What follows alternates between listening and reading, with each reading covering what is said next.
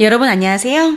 이번 시험 범위 이 문제에 광화문, 겨울, 불꽃나무라는 현대시 바로 들어가겠습니다. 자, 시험 문제 한 4문제 정도 예상을 하고요. 2문제는 이 시 자체에 대해서 나올 거고 나머지 2문제는 나머지 다른 시들, 특히 생태주의 문학, 다른 생태주의에 관련한 시나 수필 같은 어떤 다른 작품과 연계돼서 나오는 수능형 응용 문제로 나올 겁니다.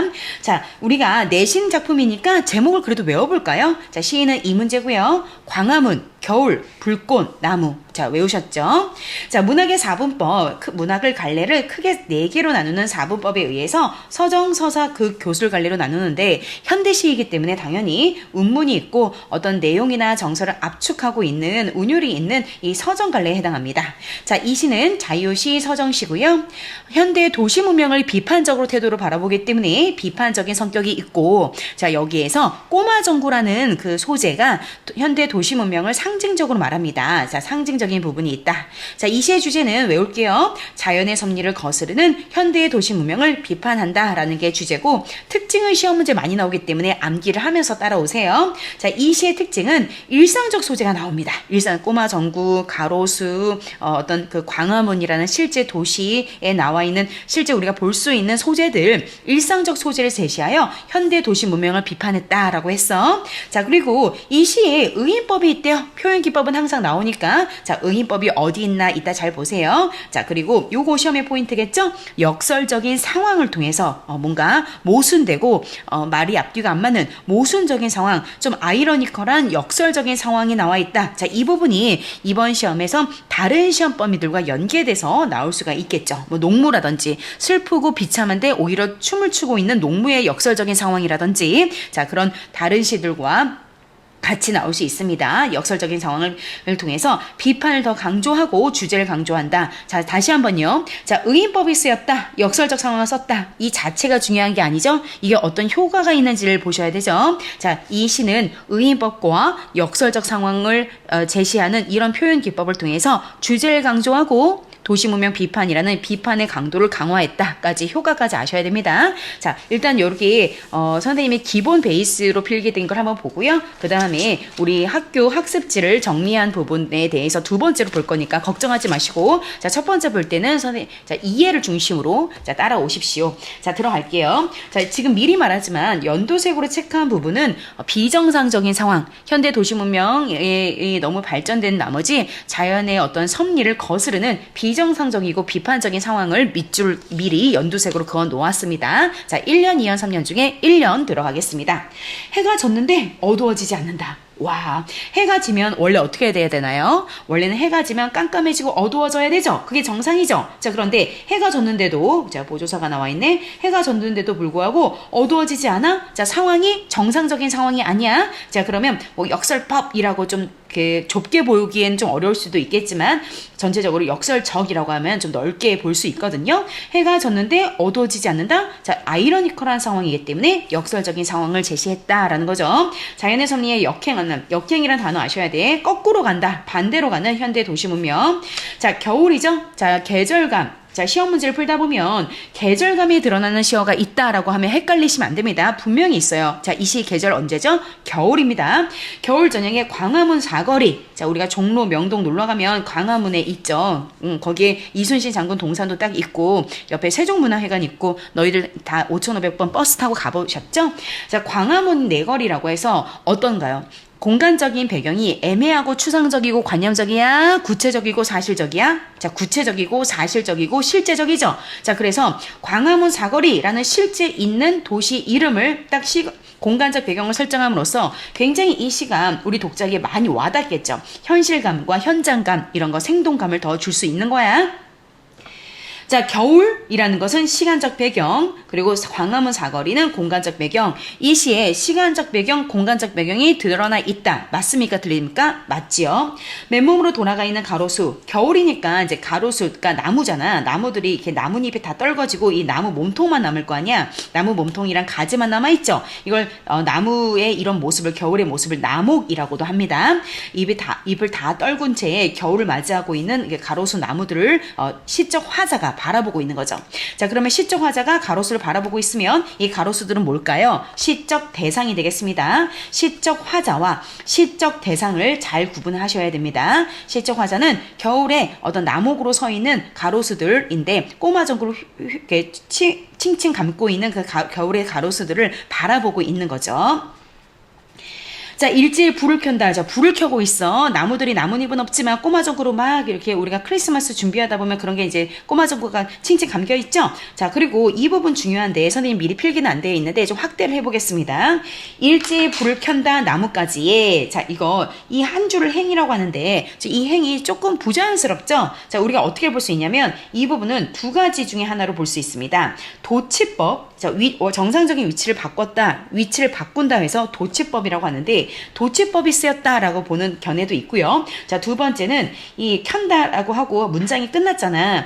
뒤에 있는 나뭇가지에라는 이 시어가 아래 행으로 내려가야 되는데 내려가지 않고 위에 남겨두었다. 자, 이런 거 뭐라고 하죠? 의도적인 시행 구본 또는 의도적인 시행 가리, 행간 걸침이라고 하죠. 자, 문학 개념어로 행간 걸침 또는 의도적인 시행 구분이라고 합니다. 자, 학교에 따라서 도치법. 자, 도치법은 이렇게 도치법 표시할게요. 자, 이 부분을 도치법으로 보는 경우는 나뭇가지에 일제히 불을 켜는데 이거 바꿔서 일제히 불을 켠다 나뭇가지에 정상 순서를 바꿨다. 그러니까 이렇게 바꿨다라고 보는 견해는 도치법으로 보고요. 아니다.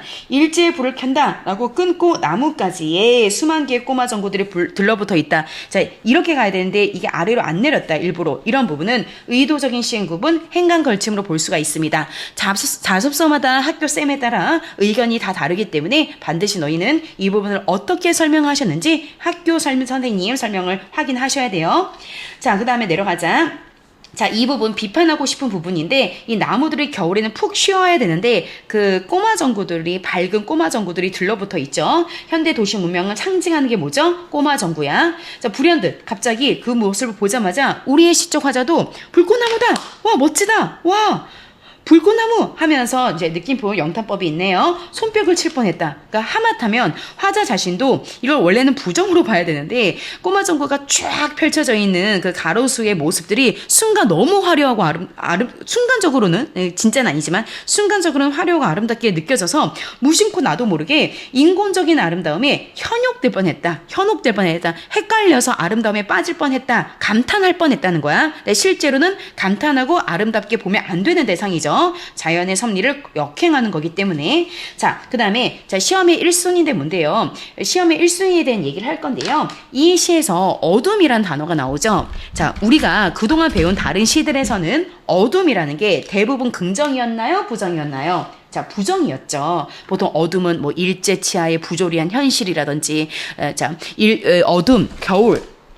이제 이 보통의 다른 시에서 겨울이라는 것도 시련과 고난의 시간, 어둠이라는 것도 시련과 고난의 시간, 이런 것들이 다른 시에서는 부정일 때가 많은데 원래 이 시에서는 다릅니다. 이 시에서는 겨울과 어둠이 자연들이 푹 쉬어야 될 휴식과 안식의 시간과 공간이거든요.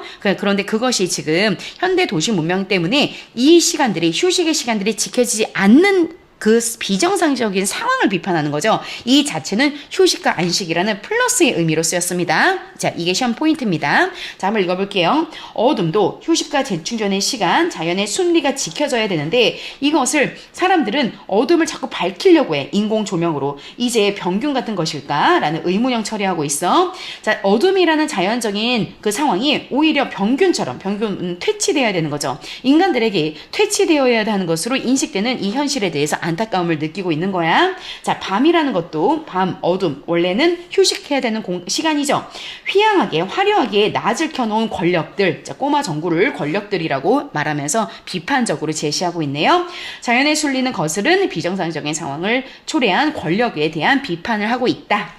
자, 그 다음에 연두색 다 부정적인 것을 연두색 한 겁니다. 자, 내륙 한가운데 서 있는 해군 장군의 동상도 잠들지 못하고 있다. 자, 우리가 광화문 사거리를 이렇게 가보면 큰 어떤 그 가운데 아스팔트 도로 위에 내륙이죠. 땅 한가운데 이순신 장군, 바닷가에 계셔야 될 것 같은 이순신 장군이 좀 광화문 종로라는 도시 한복판에 딱 서 있죠. 그 상황 자체도 좀 비정상적으로 느껴져서 이렇게 표현을 한 겁니다.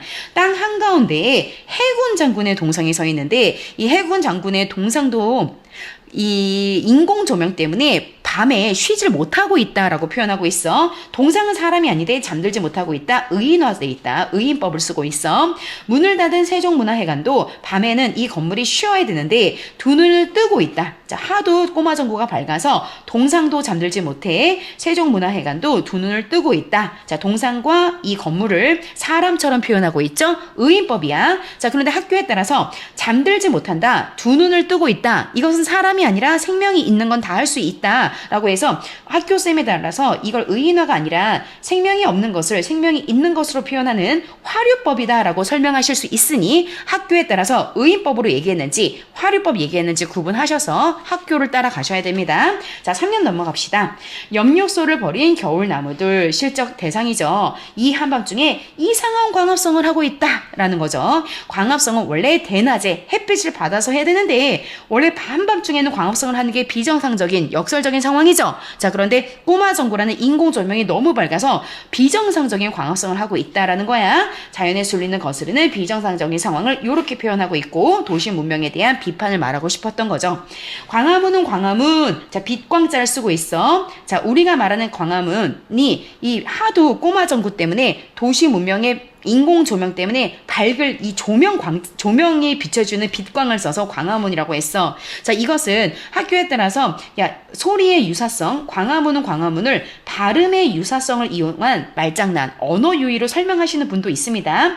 발음의 유사성을 이용한 일종의 말장난, 언어 유희다. 그걸 통해서 비판의식을 강조했다라고 말하는 경우도 있고요. 우리가 이제 그 지명 이름인 광화문이 실제로 그 한자가 빛광자래요. 그래서 언어 유희라고까지는 설명하지 않고 그냥 광화문은 광화문을 밤에도 광화문의 이름처럼 인공조명 때문에 밤에도 밝음을 강조했다. 이름을 이용해서 밤에 밝음을 강조했다. 요 정도만 설명하시는 경우도 있습니다. 자, 이 부분을 언어 유희라고 설명을 하셨는지 언어 유희까지 설명을 안 했는지는 학교 필기를 따라가셔야 됩니다. 뿌리로 내려가 있던 겨울나무. 자, 겨울나무들이 원래는 왜 뿌리로 내려가 있었겠어? 겨울에는 이제 다 나뭇잎을 다 떨구고 이제 쉬어야 되지. 마치 동물들이 겨울잠 자는 것처럼 나무들도 쉬어야 되는데 인공조명이 너무 밝아서 봄인가? 여름인가? 하고 급하게 저녁마다 황급히 겨울나무의 어떤 엽록소들이 황급히 올라오는 거야. 비정상적인 상황이죠. 겨울이 뭐 당하고 있죠? 여기 블랭크 칠 수 있습니다. 혼란 당하는 거죠. 생태계가 혼란스러운 상황을 교란을 당하고 있다라고 표현하고 있네. 자연의 본성을 무시한 채 인간 중심적인 관점에서 자연을 이용하기만 하는 도시 문명에 대한 비판이 있다라고 했고요. 자, 그러면 이게 비단 자연만의 문제일까요? 아니죠. 더 나아가서 인간 전체, 사람 전체의 문제가 되기도 하지요. 밤에도 잠 못 들 좀 우리도 뭐 쇼츠, 릴스, 핸드폰, 인터넷 이런 걸 보느라고 새벽 2시, 3시에도 잠을 자지 못하고 그 휴대폰 불빛이나 인공 조명 때문에 잠을 늦게까지 이루지 못하죠. 자, 이 사람들까지 자연의 가로수라는 나무에서 시작해서 사람들까지 확대하고 있다. 그래서 자연에서 시작을 해서 인간, 사회 전체로 확장하고 있다. 문제의식과 문제의 대상을 확장하고 있다. 확대하고 있다. 맞는 말입니다. 자, 이것은 사람의 문제이기도 하다라는 거죠. 광화문, 겨울나무, 불꽃나무들 하면서 여운을 남기고 끝나고 있네요. 현대 문명에 의해 파괴된 인간의 생활까지 마무리를 하고 있습니다. 자, 그러면 좀 더 보기 쉽게 우리 학교 프린트를 선생님이 좀 컬러풀하게 만든 부분을 좀 자세히 한번 봅시다. 자, 복습이라고 생각하고 자, 이 부분은 선생님이 너희들한테 교재를 준 거고요. 교재 45페이지에 해당합니다. 자, 한 번 더 복습을 해보겠습니다. 해가 졌는데도 어두워지지 않는다. 자, 무슨적 상황이요? 역설적 상황이다 라고 말씀드렸죠. 자연의 섭리에 역행하는, 순행하지 않고 거꾸로 가는 현대 도시 문명을 비판적으로 시작을 하고 있다. 겨울 저녁 강암거리. 자, 시간적 배경, 공간적 배경 둘 다 드러나 있고요. 맨몸으로 돌아가 있는 가로수, 시적 대상이죠. 가로수, 나무들의 모습. 일제에 불을 켠다 나뭇가지에 라고 이 부분 행간 걸침으로 볼 수도 있고 도치법으로 볼 수도 있어요. 이 나뭇가지에 수만 개의 꼬마 전구들이 들러붙어 있다. 이 꼬마 전구가 바로 도시 문명, 현대 도시 문명을 상징하는 소재입니다. 상징성 있어. 불현듯 나는 그 시적 화자는 그걸 보고 불꽃나무다. 와 멋지다 라고 나도 모르게 손뼉을 칠 뻔했다는 거야. 화자 자신도 무심코 인공적인 아름다움에 현혹당할 뻔했다라는 거죠. 자, 어둠이라는 거 다른 시에선 부정이지만 이 시에선 플러스라고 했지요. 어둠도 이제 병균 같은 것일까? 퇴치돼야 되는 것이라고 사람들이 생각하고 있는 것일까? 밤을 끄고 휘황하게가 뭐죠? 화려하게 라는 거지. 눈이 부실 정도로 화려하게 단어 뜻 외우시고요. 낮을 꺼놓은 권력들, 자 그 가로수에 칭칭 감겨있는 꼬마 전구를 보고 말하는 거야. 자, 그 다음에 계속 비정상적인 상황들이 보이고 있네요. 내륙 한가운데 서 있는 해군 장군의 동상도 잠들지 못한다. 의인법. 자, 우리 학교에서는 의인법으로 보신 것 같네요. 문을 닫은 세종문화회관도 두 눈을 뜨고 있다. 자, 이 부분 둘 다 의인법입니다. 둘 다 의인법. 엽록소를 버린 겨울나무들. 자, 꼬마 전구의 불빛을 쬐고 있는 나무들 한밤중에 자 정상적인 아니죠 이상한 광합성을 하고 있다의 의미. 자 겨울밤 겨울의 밤이야 낮이 아니야. 시간적 배경 구체적으로 봅시다. 계절은 겨울이고요. 자 하루 중에 밤입니다. 낮처럼 밝은 밤 광화문 내거리에 순리에 맞지 않은 광합성을 하고 있는 나무들. 자연 생태계가 파괴된 도시에 대한 비판이라고 했어. 자 여기 싹 다 암기를 해야 되고요. 1년 2년 3년에 소주제도 암기를 하셔야 돼요. 자 이 부분 해가 졌는데 어두워지지 않아 비정상적인 상황, 병균 같은 것일까? 자연스러운 상황이 부정되고 퇴치되어야 될 것 같은 부정적인 현실. 한밤중에 이상한 광합성, 밤에도 잠들지 못한 사람들, 자연의 순리에 거슬리는 비정상적인 상황. 이 모든 것들이 도시 문명의 폐해, 부작용에 대한 비판입니다. 자 그리고 이제 자 미안하다. 시가 끝나지가 않았네요. 시가 끝나지 않았네. 광화문은 광화문. 자 빛을 광화문. 자, 광화문이라 장소는 이름처럼 밤에도 밝은 자연의 섭리를 상실한 곳이 되었다. 뿌리로 내려가 있던 겨울나무들이 저녁마다 황급히 올라오고 비정상적인 상황이죠. 겨울이 뭐 당하고 있죠? 교란당하고 있다. 자연의 본성을 무시하고 인간 중심적 관점을 비판하고 있죠. 자, 뿐만 아니야. 이렇게 나무라는 자연에서 끝난 게 아니죠. 이 문제는 사람들의 문제로까지 확장되고 있죠. 문제의 의식의 확장.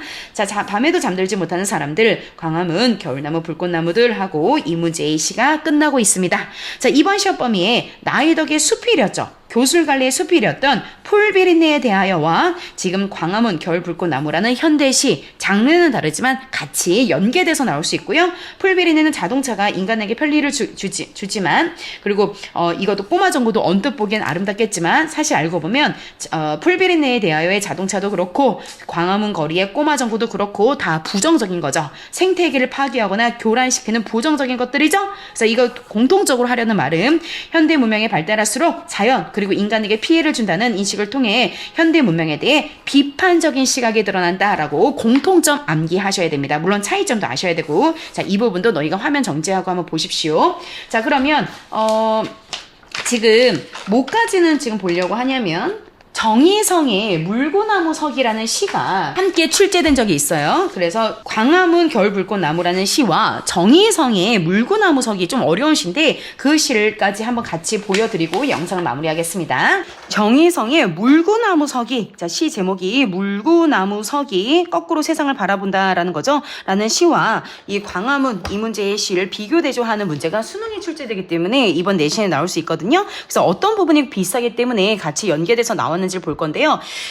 결론부터 말하면 결론부터 말하면 두 시 모두 다 이 세상을 어떻게 본다? 정상으로 봐, 비정상으로 봐, 비정상적인 세상을 본다. 그래서 결론을 먼저 내리고 나서 볼게요. 자, 그 다음에 이 시를 한번 구경을 해볼게.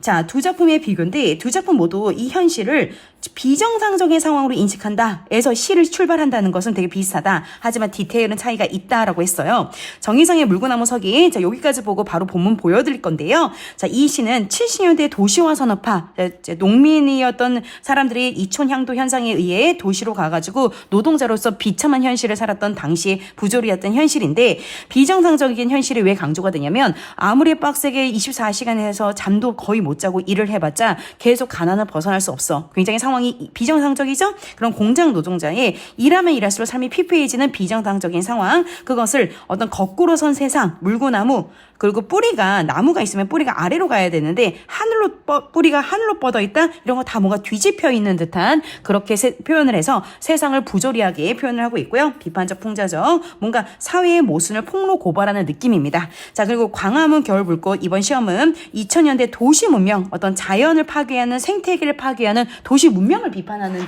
그런 내용들이겠죠. 자, 인간 중심적인 권력과 자연의 섭리를 역행하는 그런 모습들을 비판하고 있습니다. 비판적 아까다움, 인간 중심적인 태도, 도시 문명, 무분별한 도시 문명 비판에서 비판의 어떤 포인트, 비판의 대상은 다르지만 공통점이 뭐다? 둘 다 이 세상을 삐꾸로 보는 거죠. 와, 비정상적이다 라고 보는 거야 라고 해서, 자, 이 부분 두 작품 모두 현재의 현실을 비정상적인 상황으로 인식한다. 출발한 게 비슷하다. 물구나무서는 70년대 노동자의 피폐한 삶, 자, 열심히 할수록 더 어려워지는 비정상적인 상황, 그래서 물구나무선 세상으로 형상화했다. 광화문이라는 시는 도시 한밤중에 광합성하는 겨울나무를 통해서 와, 이거 비정상 아니야? 인간 중심적인 거 아니야? 라는 걸 그런 불안과 비판을 하고 있다라고 해서 이 부분 유사성 차이점 보셔야 됩니다. 자, 그러면 이 시가 선생님 생각엔 이번에 시험이 그 수능 출제이기 때문에 나올 것 같아서 한번 읽어봐 드릴게요. 정희성의 물구나무 서기 들어갑시다. 자, 화면을 자, 연필을 좀 닦아보고요. 자, 첫 번째부터 비정상적인 상황이 나오네요. 뿌리가 뽑혀 하늘로 뻗었다. 야, 뿌리가 하늘로 뻗어 있어. 정상이니? 아니죠. 비정상적인 모습. 자, 그 다음에 낱말은 속담 중에 낱말은 새가 듣고 반말은 쥐가 듣는 거 아니야? 속담의 기본적인 이 어법도 뒤집혀 있죠. 낱말은 쥐가 듣고 반말은 새가 듣는다. 뭔가 바뀌어 있는, 다 비정상적으로 뭔가 뒤집혀 있는 표현이네요. 입이 10개라. 자, 우리가 속담이랑 비슷한 거 관용적인 표현에서 우리가 무슨 말 하죠? 야, 입이 10개라도 할 말이 있다, 없다야. 할 말이 없다. 이게 정상인데, 입이 열이라서 할 말이 많구나 라고 해서 뭔가 비정상적인 상황, 비정상적인 속담을 해서 이 부조리한 현실을 뒤집어 봐야 된다라는 것을 암시하고 있어. 듣거나 세상의 원라는 감정의 표현도 반복되고 있어. 한 달에 한 번 조국을 위해, 자, 누이는 힘든 노동자의 상징이야. 자, 이 시적 화자의 누나이기도 하지만 노동자의 상징인데, 피를 흘려, 피땀 흘려 철야 작업 야근을 하고 눈앞이 깜깜해. 자, 날이 새면 원래 눈앞이 환해져야 되는데 눈앞이 깜깜해. 다 비정상적인 표현. 쌍질이 돋우고 공장문을, 자, 공장이란 걸 나왔을 때, 아, 이 누이가 공장에서 일하는 노동자구나 알 수 있어. 자, 너무 배불러. 자, 너무 배부르는 게, 사실 이 노동자가 배부르는 게 말이 돼? 아니죠. 이건 반어법이죠. 조심해야 될 게, 이 시가 그래서 역설적인 상황, 역설의 비법도 있고 속마음과 실제와 반대로 많은 역설과 반어가 다 있습니다. 역설과 반어를 통해서 정상적이지 않다, 뭔가 문제가 있다, 뭔가 비정상이다 라는, 뒤집혀 있다라는 것을 역설과 반어를 많이 씀으로써 또 표현을 하고 있습니다. 자, 배부른지 않은데 배부르다고 표현하고, 음식을 먹으면 회가 동하다, 이게 꿀꺽 군침이 돈다는 뜻이야. 남이 입으로 먹는 거 눈으로 삼켰더라. 자, 말투가 어떻죠? 뭐뭐하더라, 뭐뭐하더라, 뭐뭐하더라. 마치 남 이야기를 전달하는 듯한 말투죠. 뭐뭐하더라라는 가군을 맞춰서 운율도 형성하고 있지만, 뭐뭐하더라, 뭐뭐하더라, 남 이야기를 전달하는 듯한 말투를 전언이라고 해. 전언. 말을 전달한다라는, 자, 이런 부분에서 감정을 좀 절제하는 효과가 있죠. 내가 우리 가족이나 내 얘기를 하면 감정이 막 노출되고 울부짖을 수 있는데, 마치 남 이야기 하듯 객관적으로 뭐뭐하더라라고 전달하는 표현 하게 되면 전체적으로 감정을 좀 절제하고 냉정하게 표현할 수 있습니다. 대난의 콜베인이, 자, 각박한 현실, 슬프면, 이 부분도 뒤집혔네요. 슬프면 원래 울어야 되고 기쁘면 웃어야 되는데, 뭔가 슬프면 웃고 기쁘면 울었다라는 것은 당시의 노동자들이 어떤 상위 계층에 의해서 감정까지도 제약당하는 상황을 이렇게 표현을 한 거야. 얼굴이 없어 잠이 없고, 얼굴이 없다라는 건 인권을 보장받지 못한다는 거야. 잠이 없겠어? 사실 잠이 오는데 잠을 잘 수 없는 상황이죠. 잠이 없어서 안 자는 게 아니라 못 자는 거니까 약간 반어적인 표현. 빵만을 살 수 없어 쌀을 훔쳤더라. 자, 물구나무 제목 나오네요. 물구나무 서서 세상을 바라보고 멀리 고향을 바라 울었다. 아, 고향인 농촌을 떠나서 도시에 왔다라는 걸 알 수 있죠. 이촌 향도 현상. 당시에 70년대 이촌 향도 현상을 알려줍니다. 못 살고 떠나온 눈바닥에 세상의 원이라는 이 식구가 반복되고 있고, 부조리한 세상에 대한 화자의 정서가 강조가 있어서 이 글은 어쩌면 이번에 광화문이라는 시와 연계돼서 나오는 게 아니라 이번 시험범위 비 오는 날이면 가리봉동 가야 된다라는 현대소설과도 굉장히 시기가 일치합니다. 비슷합니다. 자, 거기에서 70년대 도시화 산업화에서 하층민의 힘든 삶과 비슷하죠? 거기서 나올 수 있어. 아버지도 누이와 비슷해. 누이도 힘든 노동자의 계급이고 아버지는 농민들, 농무랑도 연결되겠는데 그러면 평생 농사를 빡세게 짓지만 결국 가난을 벗어날 수 없는 농민의 상징이죠. 아버지는 한평생 허공에 매달려 수염만 허옇게 뿌리를 내렸더라라는 것은 평생 진짜 빡세게 일만 하다가 결국에는 가난하게 살다가 허무하게 늙어가고 있는 아버지의 모습. 자, 여기서 누이, 아버지 두 명이 나왔지만 개인의 문제가 아니라 당시에 70년대에 살아갔던 수많은 하층민 전체의 문제라는 걸 이 시가 알려줍니다. 자, 그래서 이 작품 해설까지만 보고 나머지는 수업 시간에 보자. 자, 참여시가 60년대, 70년대에 부조리한 현실을 비판적으로 제시하면 현실의 문제에 참여해야 되지 않냐? 거기서 온 말이야. 현실 참여시는 60년대, 70년대 비판적인 시를 말해. 자, 비판, 풍자, 현실 고박적, 독백책인 독백체인데 뭔가 전달하는 듯한 말투 더나 역설적인 상황, 역설법, 반어법, 배불러, 슬픔에 웃어? 이런 거 반어법, 이고 70년대 노동자와 농민의 삶을 통해서 당시의 사회 전체의 문제를 고발하고 있다. 자, 뿌리가 하늘로 뻗었다. 세상이 거꾸로 되어 있다. 정상적이지 않다라는 그 비정상적인 상황에 대한 비판. 물구나무로 세상을 본다. 거꾸로 서서 본다. 모순돼. 자, 이 사람 왜 물구나무 서려고 해? 이 사람이 보기엔 지금 현실이 뭔가 뒤집혀 있으니까 차라리 물구나무를 서서 세상을 바라보는 게 정상적으로 볼 수 있는 거 아니야? 라는 생각 때문에 물구나무석이라는 제목이 있는 거야. 자, 아버지는 농민의 삶, 뿌리 내리지 못한 고단한 현실이라고 해서 아무리 일을 해도 정당한 대가가 오지 않는 사회에 자, 이번 시험범위 농무하고도 연관되겠죠? 물구나무선 세상, 거꾸로 세상으로 형상화. 형상화는 시에서 표현을 했다는 뜻이야. 노동자 그리고 농민의 피폐한 모습을 이 시가 보여주고 있다라고 했어. 자, 우선 영상 마무리하고 수업 시간에 자세히 이야기해 줄게요. 안녕.